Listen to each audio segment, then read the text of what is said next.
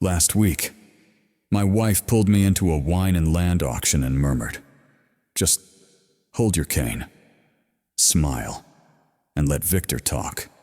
They thought I was done, too old to follow the numbers, too slow to notice my own land being taken. So I played along. I stayed quiet. Until Victor mentioned a lease that never existed. That's when I understood this wasn't a deal. It was an execution. My name is Ethan Crowley. For most of my life, people here didn't call this land a vineyard. They called it Ethan's land. I bought the first acres before the roads were paved, before the auction houses showed up, before anyone thought grapes could grow this close to the desert. Now, when people talk about the place, they don't mention my name anymore. They say things like, "The old man still lives there," or "His wife handles everything now." The change didn't happen all at once. It never does. It started with small things. A wooden cane I didn't really need. But everyone insisted I carry. A doctor's report my wife brought home one afternoon, already highlighted, already summarized for me. She said it was easier if she handled the details, less stress for me. In the mornings, my meals were decided before I sat down. Less salt, less sugar, smaller portions. She said it was for my heart, for my clarity. Funny thing is, no one asked me how clear I felt. At meetings, Victor would pull the chair out for me, smile politely, and say, "Ethan, why don't you rest? We've got this." And just like that, decisions were made without my voice ever entering the room. They called it care. They called it protection. They said they were helping me. But help has a way of sounding different when it starts taking things away. First, it was my signature. Then it was my access to accounts. Then it was my right to speak without being corrected. Every time I hesitated, my wife would touch my arm and say, "You're tired."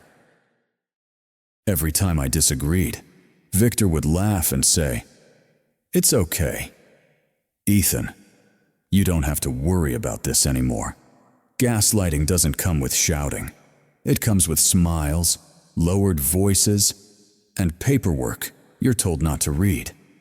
From the outside, it probably looked like I was fading, an old man slowing down, a former owner handing over the reins gracefully. And that's the part people get stuck on. They ask, why would he let this go on for so long? Why pretend to be weaker than he was? Why not stop it earlier? Here's the truth they don't like to hear.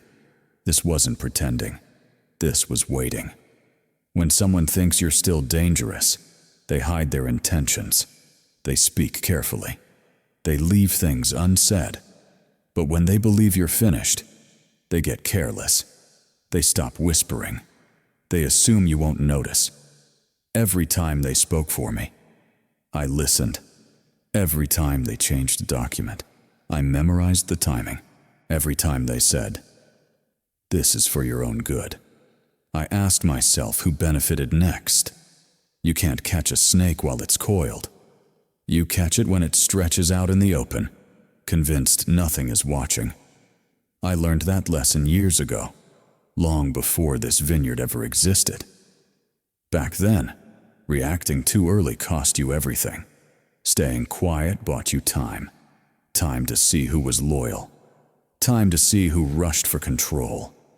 Time to let people reveal exactly how far they were willing to go once they thought you were powerless. I watched my wife grow more confident by the week. I watched Victor stop asking and start announcing. I watched the language change from, "What do you think?" to "This is what we've decided." And I said nothing. Not because I didn't understand, but because I understood too well. Strength doesn't always look like resistance. Sometimes it looks like compliance. Sometimes the smartest move is letting everyone believe you've already lost, while you quietly count how many mistakes they're making in front of you. They mistook my silence for confusion. They mistook my patience for weakness. They mistook my age for surrender. What they didn't realize was simple.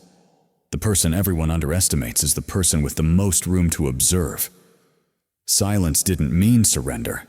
It meant I stopped wasting energy on arguments that changed nothing. I didn't raise my voice.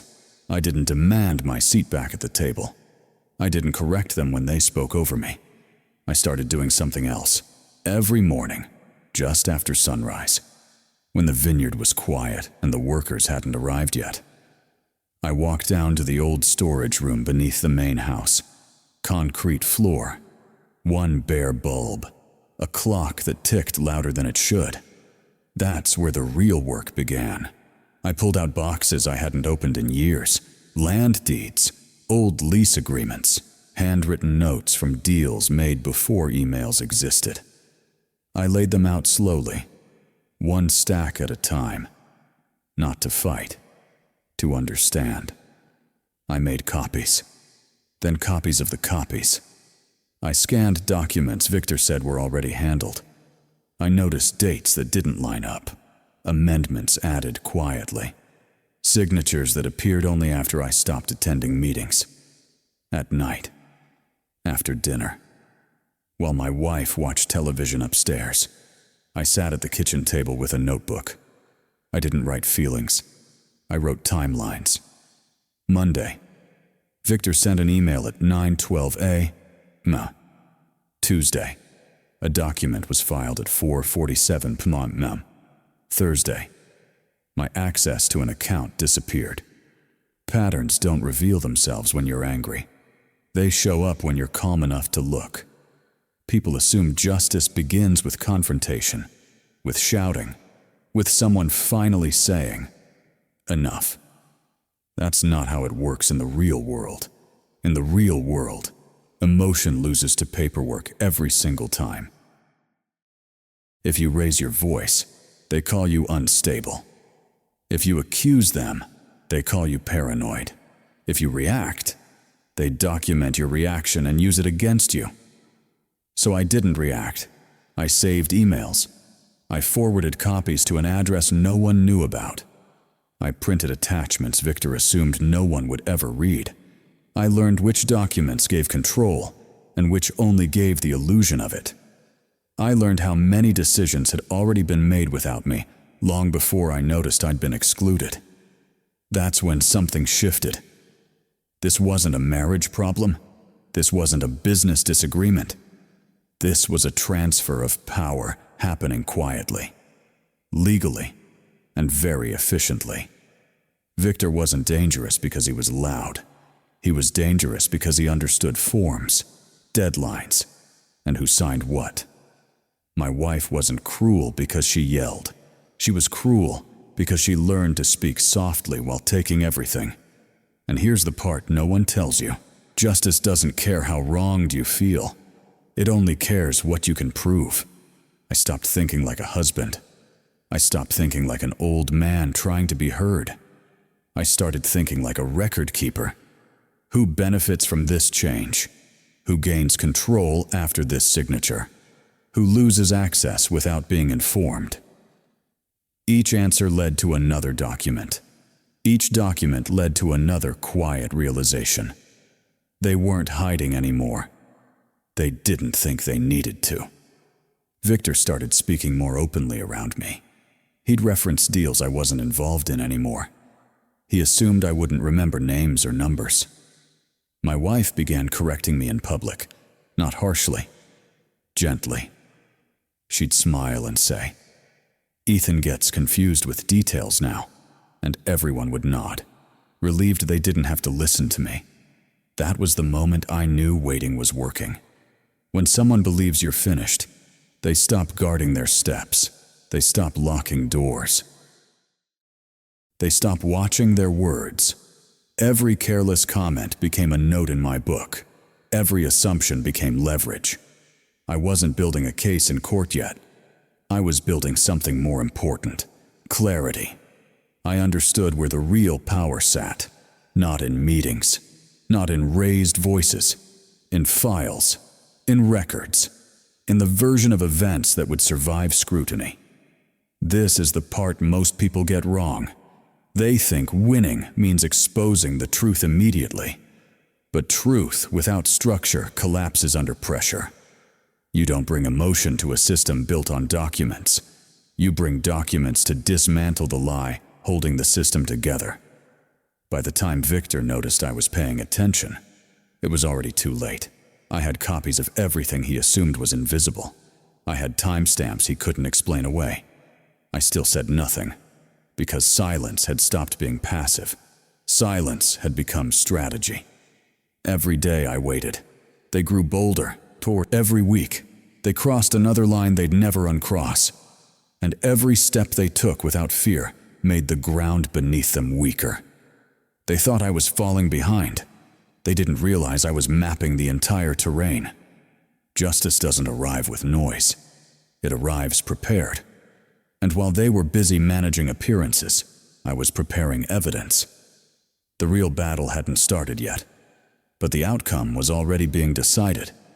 They stopped pretending after that. Once they realized I wasn't going to fight back, the tone changed. Victor stopped lowering his voice around me. He'd speak freely at the end of the table, tapping his pen against a folder like I wasn't even there.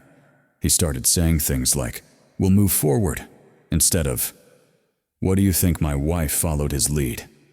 At dinner, she corrected me mid-sentence. At meetings, she finished my thoughts before I could speak. In public, she'd laugh softly and say, "Ethan gets tired." Long conversations confuse him. People smiled. No one challenged her. That's how it works. Oppression doesn't need witnesses who agree. It only needs witnesses who stay quiet. The community watched it happen.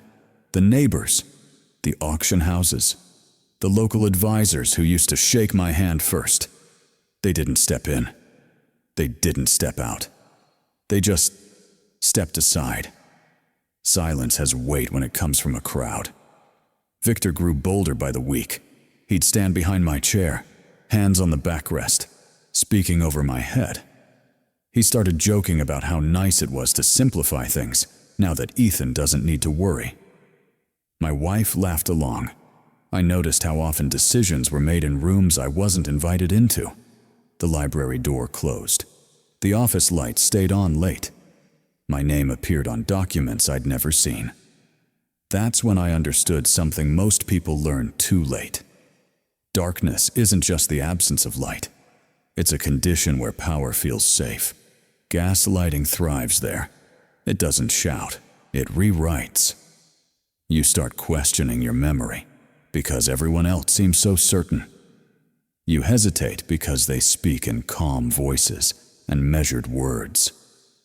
You wonder if you're the problem because the world keeps nodding at them. Victor never told anyone I was incompetent. He didn't have to. He just acted like it was already known. He'd say things like, "We went over this yesterday," when we hadn't. Or, "You signed off on this," when I hadn't seen the page. And when I paused, he'd smile and say, "It's okay. We'll explain it again." Explanation is a weapon when it's done that way. My wife used it better than anyone. She'd lean in, lower her voice, and say, "You're safe. Let us handle it." She said it often enough that others repeated it for her. That's the danger of keeping things private. When everything happens behind closed doors, the strongest person in the room controls reality. People ask why victims don't speak up sooner. They assume silence means consent. But silence is often the result of being outnumbered in a room where everyone else agrees on a story you didn't write. Here's the part that matters. If I had confronted them in private, nothing would have changed. Victor would have denied everything. My wife would have cried, and I would have walked away with no proof and a reputation for being difficult. That's why handling things quietly always benefits the person with more power. Privacy protects the liar. Exposure protects the truth. They knew that instinctively. That's why everything happened in closed rooms, late hours, and casual conversations no one recorded. And that's why they felt untouchable. By then, Victor had stopped hiding his impatience.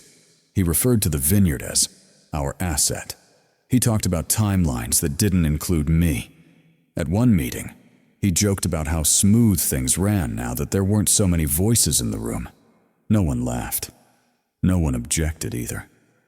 I watched the room carefully, eyes on the table, hands folded, shoes pointed toward the exit. That was the moment I knew the darkness had done its job. Power had shifted, and everyone felt it. That's when I made a decision. If darkness was where they were strongest, then light had to be the battlefield. But not yet. You don't turn on the lights while they're still hiding things. You wait until they believe there's nothing left to hide. Victor started scheduling events that put him front and center. Public auctions, community tastings, meetings where he spoke as if the future was already his. My wife encouraged it.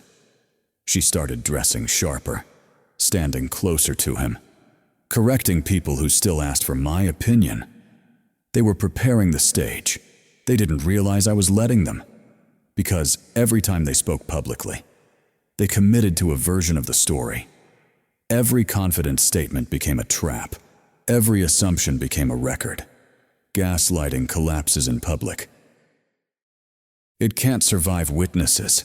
It can't rewrite reality when documents are projected on a screen. That's why they avoided transparency until they thought they'd won. They believed the narrative was locked in. They believed no one would question it. They believed I wouldn't speak. That belief made them careless. And carelessness is the beginning of the end. I stayed quiet. I kept my head down. I let them build momentum, because the louder they became in the dark, the harder they would fall when the lights finally came on. The worst mistake an oppressor can make is believing the silence around them means safety. Sometimes it means preparation, and sometimes it means the stage is already set for everything they've hidden to be seen. The auction was scheduled for a Saturday afternoon, late enough for the crowd to gather, early enough that no one felt rushed. I arrived 10 minutes before it started. Same cane, same slow steps, same seat near the back of the room. The hall smelled like polished wood and expensive wine. Bottles lined the walls, labels facing forward. People shook hands like deals had already been made. Victor was already there. He stood near the front, jacket off, sleeves rolled just enough to look relaxed. He moved like the room belonged to him, like the future had already signed its name. My wife stayed close to him. She didn't look at me when I entered. She didn't need to. The program began right on time. The auctioneer welcomed everyone, talked about heritage, talked about opportunity. Victor nodded along. He smiled at the right moments. He whispered numbers to the people beside him. I stayed quiet. Lot after lot went by. Applause, small laughter, pen scratching paper.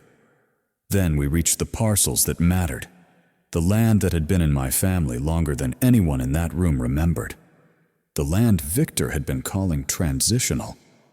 The auctioneer cleared his throat. Before he could continue, Victor raised a hand. He stood up. He thanked the room. He thanked the community. He thanked my wife for her trust. Then he said something that made people lean forward. He said the ownership structure had already been simplified, that the land was ready to move forward without delay. That's when I stood up. Not fast, not slow, just enough to be noticed. The room shifted. People turned. Some recognized me. Most didn't. I walked toward the front. Each step landed clean on the floor. No stumble, no hesitation. I reached the podium. Victor looked at me for the first time that day. He smiled, the same smile he'd used for months. "Ethan," he said softly. "This isn't necessary." I didn't answer him. I asked the auctioneer for the microphone. He hesitated, then handed it over. I didn't raise my voice. I said my name. I said I had a clarification. Then I nodded toward the screen behind us. The first document appeared. A timeline, dates, filing numbers, transfers highlighted in yellow. The room went quiet. I read the first entry, a land lease Victor had referenced earlier. The one he said gave him control. It didn't. The document on the screen showed the original version and the amended version, filed weeks apart. I pointed out the difference. No commentary, just facts. Victor shifted his weight. My wife took a step back. I continued. The second document appeared. A transfer request. Signed electronically. The timestamp told the story. It was submitted after I'd been removed from account access. Approved without my authorization. I read the approval code out loud. Someone in the front row whispered. I didn't look at Victor yet. The third document appeared. This one stayed on the screen longer. It showed a boundary map. The land everyone thought was up for sale. And then the overlay, a shaded portion marked in green. I explained that section had been transferred months earlier. Not to a person, not to a company, to a conservation trust. Permanent, irreversible. The room murmured. Victor finally spoke. That's not relevant, he said. The remaining land, I held up a hand. Still calm, I showed the filing confirmation. The date, the clerk's signature. I explained what it meant. Without that section, the remaining parcels couldn't be sold as planned. Zoning restrictions kicked in. Access routes failed compliance. The deals fell apart. Victor's face changed. Not anger. Calculation. He tried again. He said there must have been confusion. That I hadn't understood what I'd signed. That's when I turned to him. I asked him to read the signature line out loud. He didn't. The room waited. I read it myself. My name wasn't there. Silence spread in layers. My wife spoke then. She said this was a misunderstanding, that we'd talk about it privately. I shook my head. I explained that private discussions were how mistakes had multiplied. I kept going. Emails appeared on the screen. Sentences highlighted. Dates aligned. Victor promising access he didn't have. Victor describing authority he couldn't legally exercise. I didn't accuse him. I let his words do the work. The auctioneer stepped away from the podium. The audience wasn't listening to him anymore. They were watching Victor, watching my wife, watching the narrative collapse. I reached the final document. This one I didn't read right away. I let it sit there. The header was clear enough. Notice of restriction, effective immediately. I explained that until the discrepancies were resolved, no transaction involving the land could proceed. Not today. Not quietly. Not without review. The auctioneer nodded slowly. Victor didn't speak again. My wife's hands shook as she folded them together. I thanked the room. I handed the microphone back. I didn't smile. I walked back to my seat. The auction didn't continue. People stood in clusters. Phones came out. Voices dropped. Victor left first. My wife followed him. No one stopped me as I walked out. The sun was still high when I stepped outside.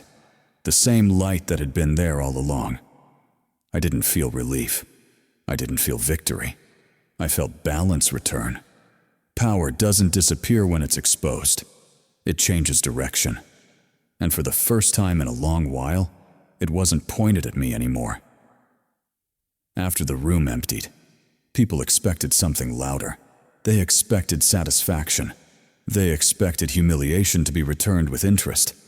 They expected me to smile. I didn't. I walked out the same way I walked in.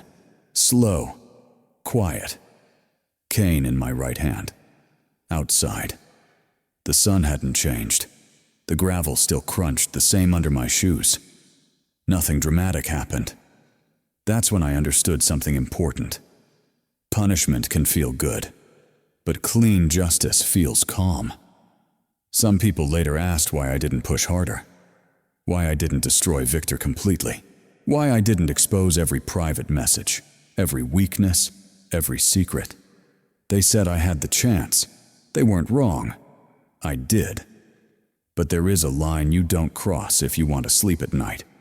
There's a difference between stopping someone and becoming them. What happened that day wasn't revenge. It was containment. Victor lost his leverage. My wife lost her cover. The system corrected itself because the truth was placed where it belonged. In the open, I didn't need to add cruelty to it. Cruelty muddies the outcome. It makes people question your motive instead of your evidence. You can see it in the way people react. When justice turns vicious, support becomes conditional. People start saying things like, "I get why he did it." But that but is where doubt lives. I didn't want doubt. I wanted clarity. Everything I presented that day could be verified. Every document could be traced. Every claim could be checked without trusting my emotions. That's what made it land. No raised voice, no insults, no threats, just facts placed under light. Some viewers watching this story will feel conflicted. They'll think, I wanted him to suffer more. That's honest. We're taught to believe pain should be repaid in pain. That's how movies end. That's how anger resolves itself. But real life is different. Real life asks a quieter question. Does this end cleanly? If the answer is no, the damage keeps spreading. I didn't want my daughter inheriting a battlefield. I wanted her inheriting ground that was stable. Justice that leaves a mess behind eventually circles back. That's why I didn't celebrate. That's why I didn't gloat. I let the consequences unfold without me pushing them. Contracts dissolved. Partnerships collapsed. Doors closed quietly. No spectacle. No cheering crowd. Just balance returning. There's another reason I stopped where I did. Innocence matters. Not everyone caught in that situation was guilty. There were employees, community members, people who trusted the wrong voice. Dragging them through punishment wouldn't have made things right. It would have made them collateral. And that's where justice turns dirty, when it stops caring who gets hurt along the way. I refused that. The truth doesn't need help hurting people. It does enough on its own. Some nights later, I sat alone in the house, the same house I'd been pushed out of decisions in. The clock ticked loud in the kitchen. The light above the table hummed softly. For the first time in months, no one was managing my schedule. No one was explaining things to me. No one was deciding what I could or couldn't handle. That quiet felt earned, not stolen, not forced. Earned. That's the difference. When justice is clean, it doesn't leave you restless. It doesn't replay in your head. It closes the door and lets you breathe. I know some people watching wanted blood. I know that instinct. But blood doesn't rebuild trust. Blood doesn't restore dignity. Clarity does. Boundaries do. And law, when used properly, does something violence never can. It ends the story. No sequels. No retaliation. No quiet revenge waiting in the shadows. Just an ending that holds. If this story leaves you feeling less excited, but more grounded, that's intentional. Justice isn't supposed to entertain you forever. It's supposed to resolve something so you can move on. That day wasn't about winning. It was about stopping the lie from continuing. And once a lie is exposed without cruelty, it has nowhere left to hide. That's when you know it's over. After everything's settled, people kept calling this story extreme. They said it was dramatic, unlikely, too calculated to be real. I understand why they think that, because the truth is harder to accept. What happened to me isn't rare. It's quiet, and it's happening every day. Most abuse of older people doesn't start with shouting. It doesn't start with locks or threats. It starts with concern. Let me handle that for you. You don't need to worry about this anymore. It's easier if I take care of it. Those sentences sound harmless. They sound loving. But they are often the first step. I've seen it happen to neighbors. Men who once ran crews, companies, households. One day they're still sharp. The next day, someone else is speaking for them. A signature here. A new medication there. A meeting they're told they don't need to attend. Not because they're incapable, but because someone benefits from them being absent. The most dangerous part is how invisible it looks. No bruises, no police reports, no raised voices. Just paperwork moving quietly from one hand to another. And once the paper moves, power moves with it. By the time most people realize what's happening, it's already labeled incompetent, declining, not fit to decide. Those words stick, and when they do, the person inside them starts disappearing. I remember sitting at the kitchen table one morning, the same table I'd eaten at for decades. There was bread on a plate, cold coffee, a folder placed neatly in front of me. I was told what it was. I was told where to sign. No argument, no explanation, just expectation. That moment happens to thousands of people every year. The only difference is most of them don't catch it in time, because society teaches us something dangerous. That getting older means stepping aside, that silence is maturity, that resistance is denial. So people comply. They don't want to be a burden. They don't want to look confused. They don't want to cause tension. And the system rewards that silence. Caregivers gain control. Relatives gain assets. Outsiders gain access. All while calling it help. This is why the story makes people uncomfortable. Because it forces a question we don't like asking. If you stopped being useful tomorrow, how quickly would someone else decide what's best for you? Most people watching think they'd see it coming. They think abuse looks obvious. It doesn't. It looks like organization, like efficiency, like kindness with conditions. It looks like someone managing your calendar, your diet, your doctor visits, until one day you realize you're managing nothing. That's why preparation matters, not paranoia. Preparation, knowing where your documents are, knowing who has authority, knowing what can be changed without your consent. Because once someone else controls the narrative around your capacity, you are already behind. I didn't win because I was smarter than everyone. I won because I noticed early. I paid attention to tone, to timing, to what decisions stopped including me, and I treated it like what it was, a slow extraction of control. Most people don't. They think love protects them. They think family wouldn't do that. They think age earns respect by default. It doesn't. Respect has to be anchored to something concrete. Rights, records, boundaries. Without those, good intentions don't mean much. I'm not telling this story to scare you. I'm telling it because ignoring it is worse. If you're younger, remember this. The habits you build now around documentation, transparency, and boundaries are what protect you later. If you're older, don't assume silence is safety. Ask questions. Stay involved. Keep your name on things that matter. And if you're watching this thinking, this feels familiar, don't dismiss that feeling.